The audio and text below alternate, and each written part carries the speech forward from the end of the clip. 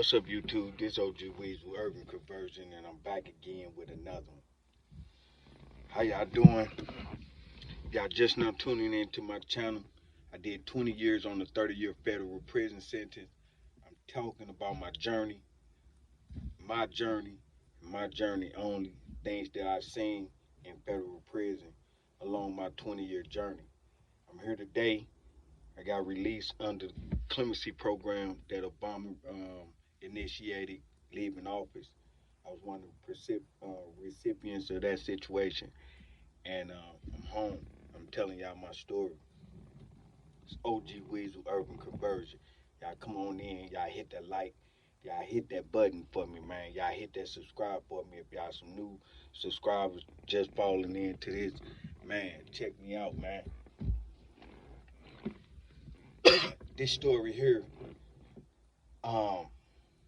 this was a traumatizing situation for me, man. And I'm talking about my heart jumped out my chest. I was in Greenville, Illinois. That's like 45 minutes from St. Louis. 45 minutes. So, but it's still like stomping ground for like scattered Chicago. You know what I'm saying? Chicago, they had something, but it wasn't really. They had a good number, maybe say a couple hundred, but it seemed like it seemed like it was 3,000 people in this jail, man.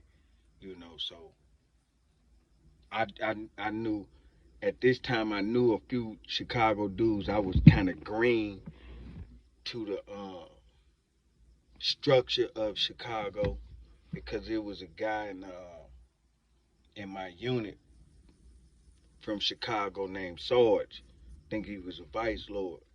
You know what I'm saying? And under one of the 5 branches. You know, so and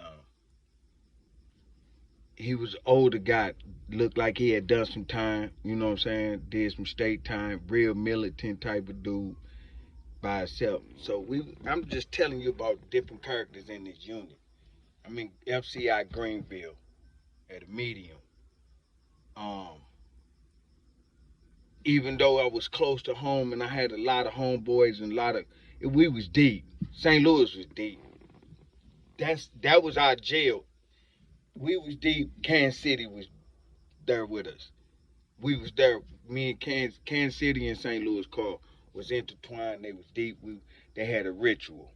Kansas City and St. Louis had a ritual, man. When I got to FCI Greenville,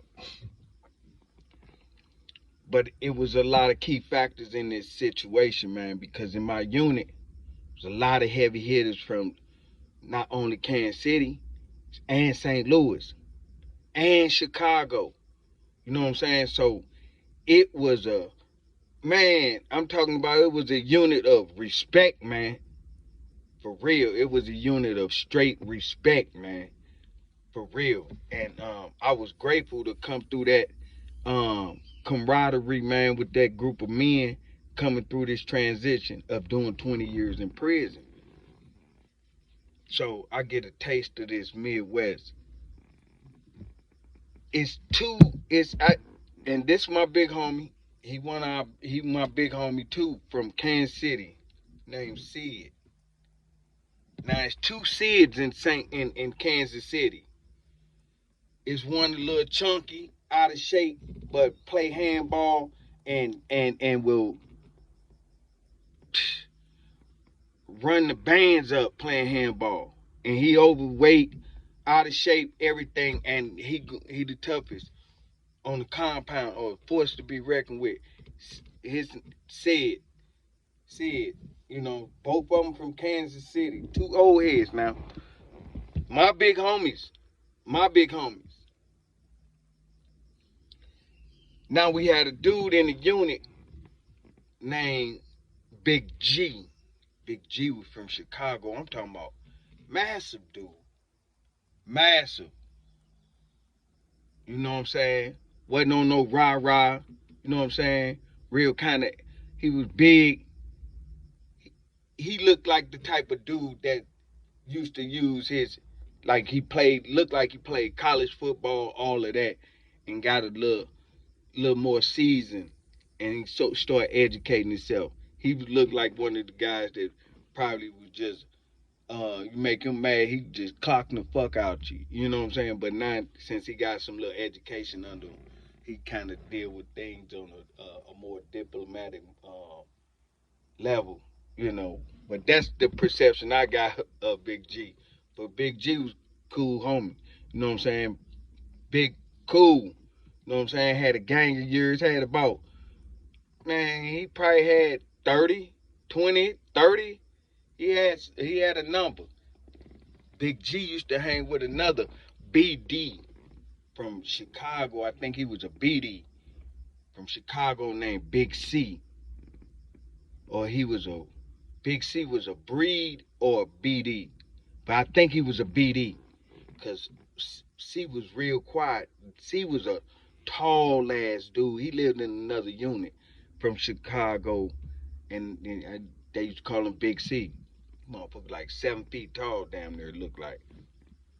So Big G and him used to always kick it. Now we got the old head Sid in that looked like he been in the state penitentiary. He work out, you know what I'm saying, stick to himself. He a TV monger. He sitting in that, he running, that's his TV.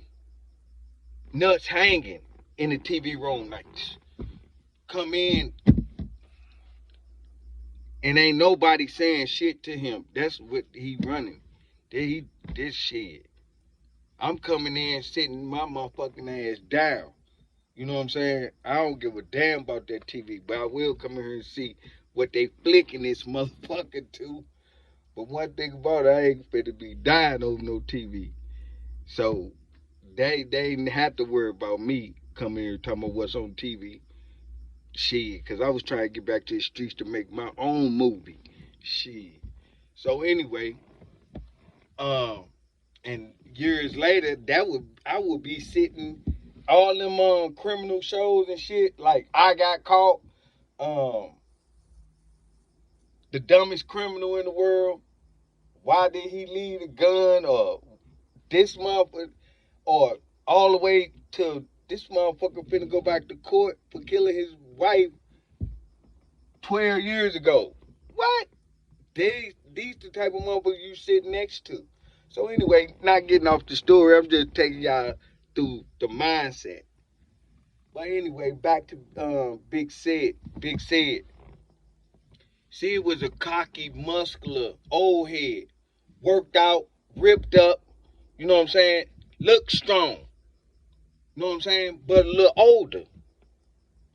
But I ain't saying, because at this age you really shouldn't be aggressive, but the testosterone or the motherfucking whatever be going on with dudes that can't get along, man, that's on them. But I done had issues, but this ain't that. So anyway, Big G in our unit and Big Sid in our unit. You know what I'm saying? Big G really don't be tripping on the TV. I don't know what he was into. I can't say can't say no Muslim or nothing. I don't know what he was on. But Big G was just Big G. Always going to work out, had elbows, knees and shit wrapped up. He was power lifter too. So Sid would go out and work out early in the mornings, old head, drink his coffee, look at that TV. But he ripped up and cocky too. They get it. I wasn't out there. I come in on the ass end of it. I come in on the ass end of the fight. They Big G and Sid fighting in the gym over the weights, over the weight slot, or what the fuck they was all fighting on. They go in the mop closet, but Sid so fast he hit Big G, pop, pop, pop, pop, pop, and bust his mouth up. You know what I'm saying? But Big G trying to grab him and pull him in the bathroom. Fuck the hits. Big G trying to pull him in the bathroom. When I come in, Sid snatching away. Like, nah, you ain't getting me in that mop closet like that. But since the fight kicked off, I'm hitting you with these two. Boom, boom. And this one in the weight room. Big G trying to pull him in the damn mop closet. You know what I'm saying? I come in on that. See it break away. Like, come on, come on. But dudes in the gym, like, no, because they gonna get the weights taken. So the other dudes that powerlifting and other dudes that's in there that know both of these dudes, you know what I'm saying? I ain't getting in the middle of shit. I know both of them. I ain't trying to break up shit. This jail shit is shit out of my shit. You tripping?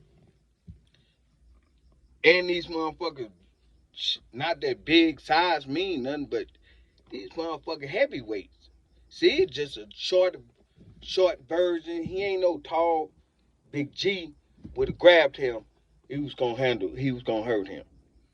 And Sid knew that, but Sid was not strong enough to go ahead and put his lick down, but he wasn't gonna run. But he wasn't finna let G grab him.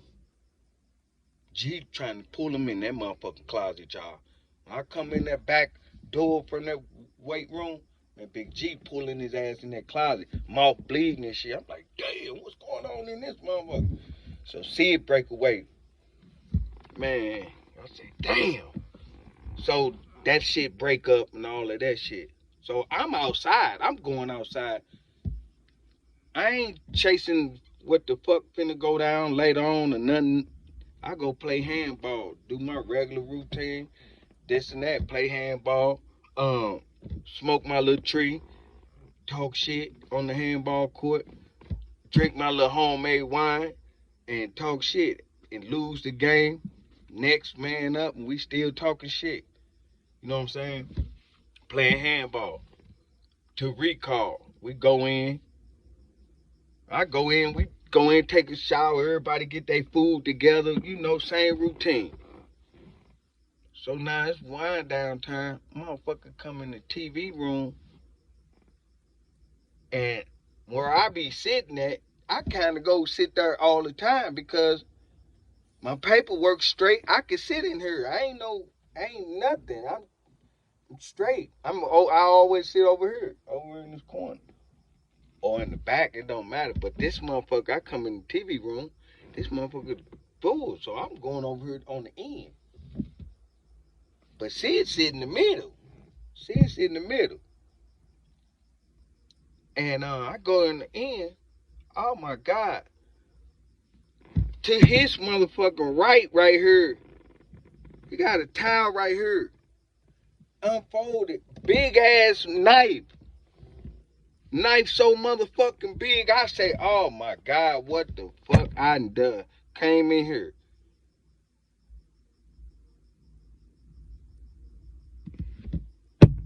Big G,